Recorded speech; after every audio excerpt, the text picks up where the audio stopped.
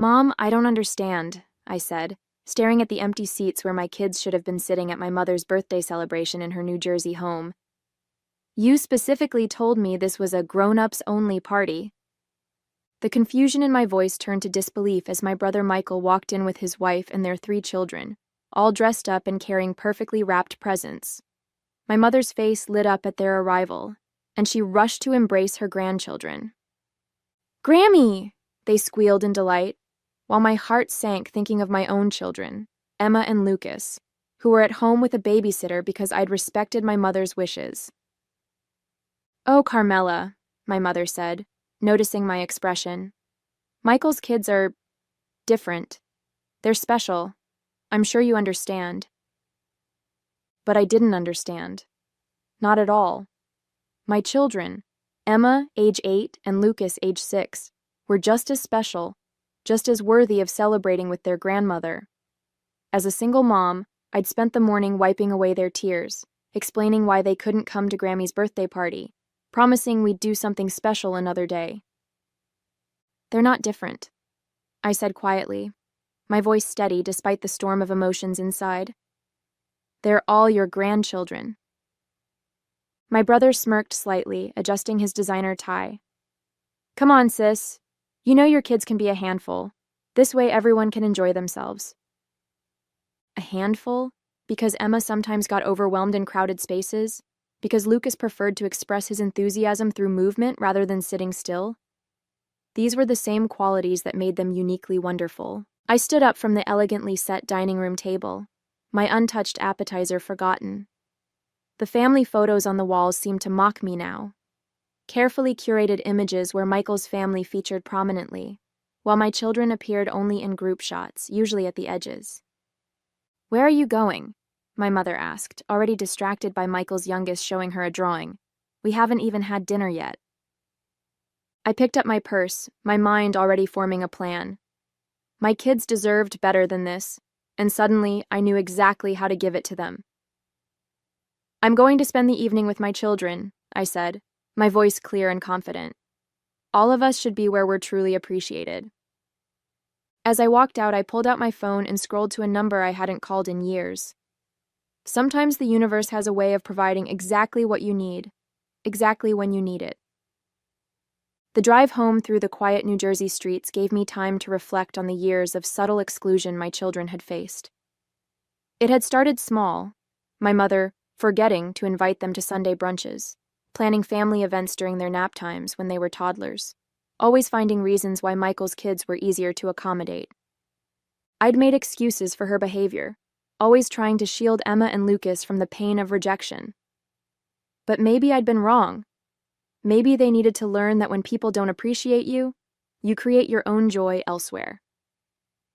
As I pulled into our driveway, I looked again at the contact I'd found on my phone.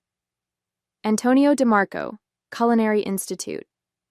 Tony and I had gone to high school together, and he'd gone on to become one of New Jersey's most celebrated young chefs. His restaurant, Giardino, was always packed, and my kids had been begging to go there after seeing his cooking videos online. I dialed his number, hoping he'd remember me. The phone rang twice before a familiar voice answered. "Tony, it's Carmela Martinez from Ridgewood High." "Carmela, oh my God, it's been forever, how are you?" The warmth in his voice brought tears to my eyes. "I'm okay. Listen, I have a strange request. Are you at the restaurant tonight?" I explained the situation, trying to keep my voice steady. Tony listened without interrupting, then said something that made me smile for the first time that evening. "Bring them over right now. I have the perfect idea."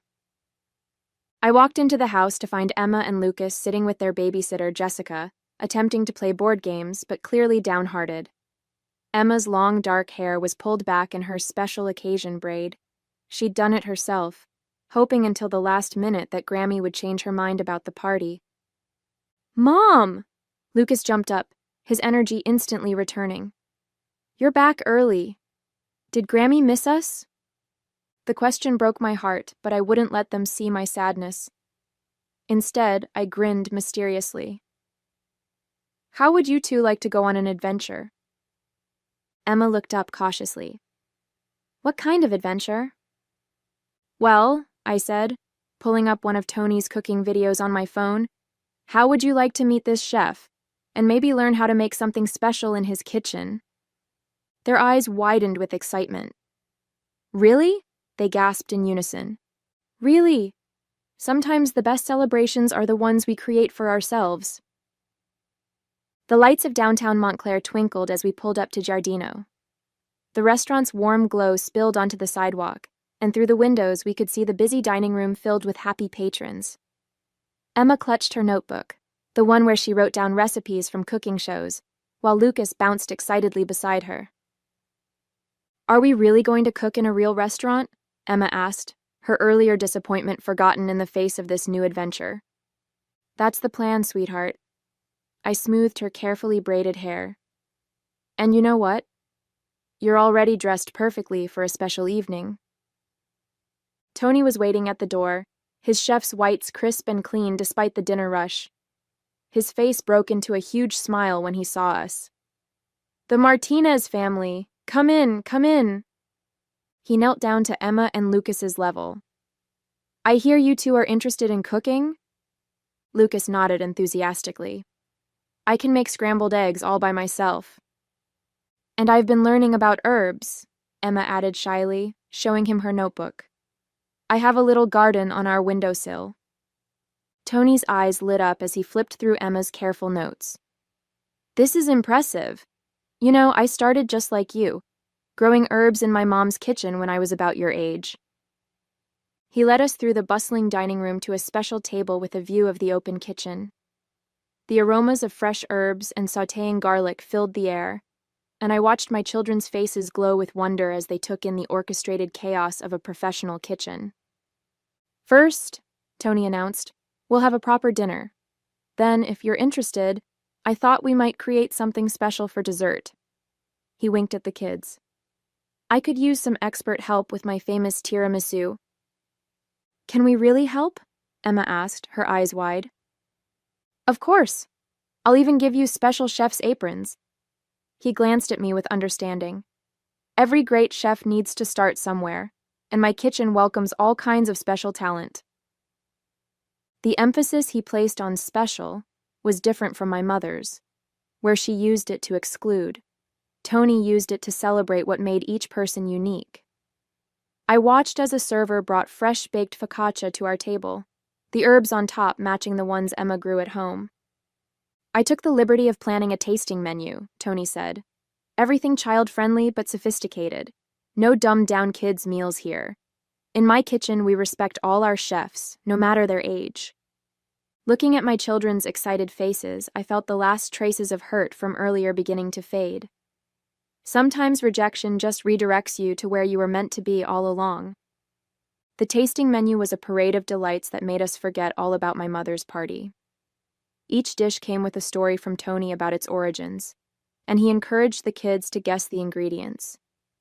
Lucas correctly identified the sage in the butternut squash ravioli, while Emma impressed everyone by detecting the subtle hint of rosemary in the roasted chicken. You have quite the sophisticated palate, Tony told Emma, who beamed with pride. Would you like to see how we make our herb blend? As we finished our main course, Tony brought out 2 pristine white chef's aprons, each embroidered with Giardino Junior Chef in gold thread. The kids' eyes lit up as he helped them put them on, carefully rolling up the sleeves to fit their small arms. Now, Tony announced, leading us into the kitchen, who's ready to make some magic? The kitchen was a wonderland of stainless steel and organized chaos. Staff members smiled warmly at the children, and Tony introduced them properly. Everyone, meet our special guest chefs for the evening. Emma here is our herb expert, and Lucas is our enthusiast in training.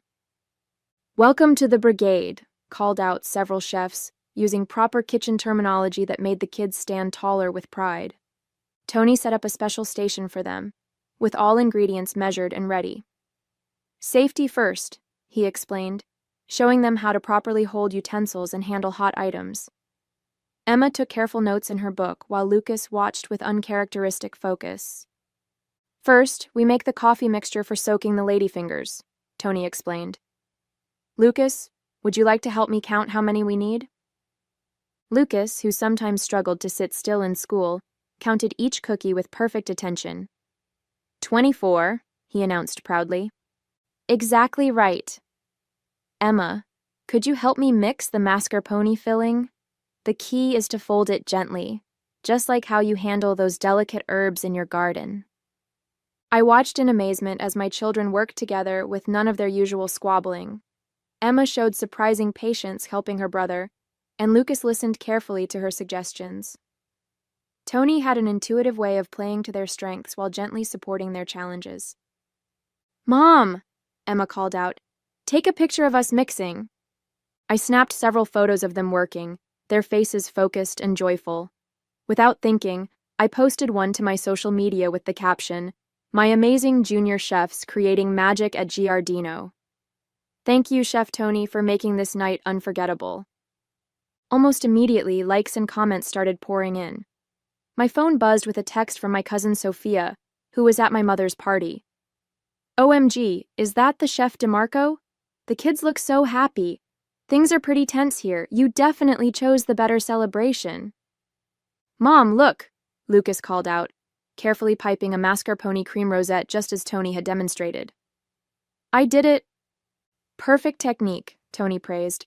You know, I teach weekend cooking classes for kids, and we could really use that piping skill.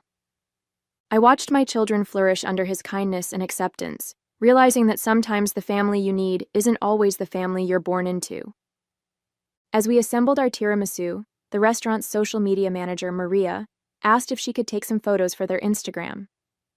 Emma and Lucas posed proudly with their creations, their Giardino Junior chef aprons dusted with cocoa powder, their smiles radiant with accomplishment. Would it be okay if we shared these? Maria asked, showing me the photos. We're starting a new weekend cooking program for kids, and these capture exactly what we're trying to create, joy in the kitchen. I glanced at Tony, who was showing Lucas how to make the perfect chocolate garnish. The program's something I've been wanting to do for a while, he explained. Teaching kids who truly love food, regardless of their learning style or energy level. Everyone belongs in the kitchen. The warmth in his voice made me think of all the times my mother had excluded my children because they didn't fit her idea of proper behavior. Here, Lucas's enthusiasm was channeled into creative energy, and Emma's quiet attention to detail was celebrated rather than labeled as being too serious. Of course you can share the photos, I said to Maria, and tell me more about this cooking program. While the tiramisu chilled, Tony gave the kids a tour of the herb garden on the restaurant's rooftop terrace. The New Jersey skyline twinkled behind them as Emma excitedly identified different plants, while Lucas carefully smelled each herb, declaring which dishes they would enhance. My phone kept buzzing with notifications. The photos were spreading through our community's social networks, drawing attention not just to Giardino's upcoming program, but to the bigger question of inclusion. Comments poured in from other parents of children who didn't quite fit the traditional mold. This is amazing. My son would love this. He can't sit still in regular classes, but comes alive in the kitchen. Finally, a program that celebrates different learning styles. Is there a waiting list? Even some of my mother's friends were commenting, their subtle messages clear. Wonderful to see children being appreciated for their unique gifts. Some people could learn from this. Tony joined me as I read through the responses. You know, he said thoughtfully, I struggled in traditional settings as a kid. Cooking saved me. It gave me a place where my creativity and energy were assets, not problems. That's what I want to create here. He watched as Emma patiently explained to Lucas the difference between oregano and thyme. Your children are fantastic. Emma has such a sophisticated understanding of flavors, and Lucas's enthusiasm is exactly what a kitchen needs. Would they be interested in being part of our first regular weekend class? Not just as students, Emma could help mentor younger kids about herbs, and Lucas has a natural talent for demonstrating techniques. Before I could respond, my phone lit up with a call from Michael. I declined it, watching instead as my children flourished in this space that celebrated exactly who they were. Let him and my mother wonder why their perfect party was being overshadowed by photos of my handful kids creating culinary magic. Sometimes the best revenge isn't about getting even, it's about finding your own path to shine. When we returned to the kitchen, our tiramisu had set perfectly. Tony showed the kids how to do the final decoration, teaching Emma the perfect dusting technique for the cocoa powder, while Lucas created chocolate curls for garnish. The entire kitchen staff gathered to admire their work. "These look professional," Tony declared, taking more photos. "Would you mind if we added these to our dessert menu? We could call them Emma and Lucas's Junior Chef Tiramisu, with a portion of the proceeds going to fund scholarships for our weekend cooking program." The kids' eyes widened with disbelief. "Our names? On the real menu?" Emma whispered. "Absolutely," Tony smiled. "Every great chef deserves credit for their creations." My phone buzzed again. More messages from family members at my mother's party. My Aunt Diana had written, "Just saw the photos. The kids look so happy and confident. Your mother is upset that everyone keeps talking about their cooking adventure instead of her party. Maybe this will teach her something about inclusion." Another message popped up from my cousin James. "Michael's kids are throwing tantrums because they want to be cooking at the fancy restaurant too. Karma is real." Ha ha ha. I put my phone away, choosing instead to focus on the moment. The kitchen staff had arranged a special tasting of the kids' tiramisu, complete with a mini judges panel that offered professional feedback. Lucas beamed as they praised his chocolate work, while Emma glowed when they commented on her perfect layering technique. "You know," Tony said quietly as we watched them, "I'm starting a charity foundation to make our cooking programs accessible to all kids. Would you and the children like to be on the advisory board? We need people who understand the importance of creating inclusive spaces." Before I could respond, Maria rushed over with her tablet. "The photos have gone viral in the local foodie community. Several restaurants are asking about starting similar inclusive programs. And look at the comments, colon. Finally, someone recognizing that all children have gifts. This is what real family support looks like. Can't wait to bring my too energetic son to these classes." The best comment came from Mrs. Peterson, my mother's oldest friend. "These children are absolutely precious and talented. Some grandmothers don't know what they're missing." Tony gathered everyone for a final photo. Emma and Lucas in their junior chef aprons, proudly holding their creations, surrounded by the supportive kitchen staff. It was everything a family photo should be. Genuine smiles, natural poses, and pure joy. "Mom," Emma said as Tony showed her how to properly wrap their tiramisu to take home, "can we do this every year instead of Grammy's party?" "Even better," Tony interjected with a wink. "How about every weekend? Our junior chef program runs Sunday mornings. Perfect for a mother-child cooking tradition." Looking at my children's happy faces, I realized we'd found something far more valuable than inclusion in my mother's carefully curated family gatherings. We'd found our own tradition, our own community, and our own way to shine. The next morning, our kitchen filled with the aroma of fresh coffee, as Emma and Lucas proudly shared their tiramisu with Jessica, our regular babysitter. The joy of the previous evening still lingered, made even sweeter by the stream of supportive messages continuing to flood my social media. "Mrs. Martinez," Jessica said, savoring a bite. "This is amazing. I saw the photos last night. Everyone at my college is talking about Giardino's new kids program. They're saying it's going to change how restaurants think about children's cooking classes." My mother had left 3 voicemails and 5 text messages, all unopened. Instead, I focused on helping Emma plan her first herb workshop for the weekend program, while Lucas practiced his piping techniques with whipped cream on morning waffles. "Mom," Emma said thoughtfully, arranging her herb guide handouts, "I was sad about missing Grammy's party, but I think we found something better. This feels like we're making our own special thing." Lucas nodded vigorously, a dot of whipped cream on his nose. "Yeah, and Chef Tony says I can help teach the little kids how to count ingredients. He says my energy makes math more fun." The doorbell rang, It was Tony, dropping off their official junior chef jackets for the weekend program. "The first class is already full," he announced. "Turns out there are a lot of families looking for a place where their kids can just be themselves." As I watched my children try on their jackets, posing for yet another photo that would undoubtedly make its way through our community, I realized that sometimes life's sweetest moments come from creating your own celebrations rather than fighting for a place at someone else's table. 1 month later, Giardino's first official junior chef weekend program launched with Emma and Lucas, helping to welcome 15 excited children. The local newspaper covered the event, featuring a photo of my children teaching others, Emma demonstrating her herb expertise while Lucas showed younger kids how to make chocolate decorations. My mother finally stopped calling after I sent her a copy of the newspaper article with a simple note: "We found where we belong." Michael's wife reached out separately, asking if their kids could join the program. I directed her to the website like any other parent. No special treatment needed. The kitchen became our Sunday tradition. Each weekend, Emma expanded her herb garden knowledge, eventually starting a small business selling herb-growing kits to other aspiring young chefs.